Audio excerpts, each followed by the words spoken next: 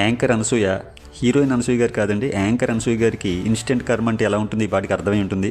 ఎందుకంటే హీరో శివాజీ హీరోయిన్లను ఉద్దేశించి ఏవో కొన్ని వ్యాఖ్యలు చేస్తే ఈవిడికి అదొక అవకాశంగా కనిపించింది.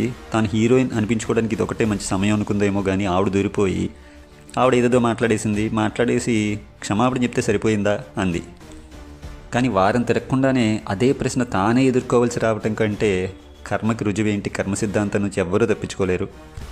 ఆవిడకు అనుభవం అయిందో లేదో కానీ, ఆవిడ వారఫలాలు ఆవిడ చూసుకున్నారో లేదో కానీ, ఏదో గ్రహస్థితి మారినట్టుగా సడన్గా రాశిగారు ఎంటర్ అయ్యారు ఉరుములేని పిడుగులాగా.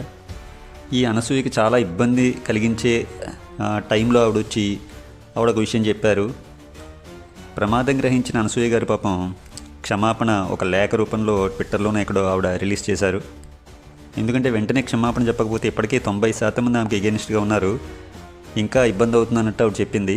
కానీ ఇప్పుడు నెటిజన్స్ క్షమాపణ చెప్తే సరిపోతుందా అని ఆమెను అడిగే ఛాన్స్ ఉంది. కొంతమంది అడుగుతున్నట్టున్నారు కూడాను.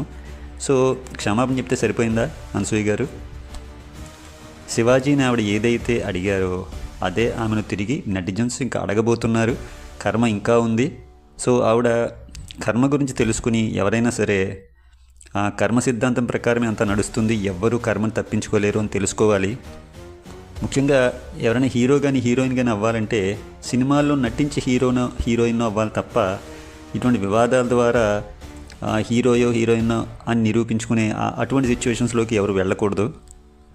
నాకైతే ఈ అనసూయ గారు పెద్దగా నాకు తెలియదు, అసలు ఆవిడ గురించి మనం మాట్లాడాల్సిన పరిస్థితి వస్తుందని కూడా తెలియదు. కానీ ఇప్పుడు అందరూ మాట్లాడుతున్నారంటే ఆవిడ ఒక విధంగా ఏదో ఒకటి సాధించినట్టే. అయినప్పటికీ ఆవిడ చాలా సినిమాలో నటించి హీరోయిన్ అవ్వాలని కోరుకుంటున్నాను. ఎందుకంటే శివాజీ గారు ఆల్రెడీ హీరోగా చాలా సినిమాలు చేశారు. అలాగే ఇప్పుడు రియల్ లైఫ్లో కూడా చాలామంది ఆడ మగ అందరికీ కూడా ఆయన ఒక హీరోలా కనిపిస్తున్నారు, ఆయన వెనక నిలబడుతున్నారు. మరి మన అనసూయ గారు కనీసం సినిమాల్లో అయినా హీరోయిన్ అవుతారు అని ఆశిద్దాం. All the best. జై హింద్.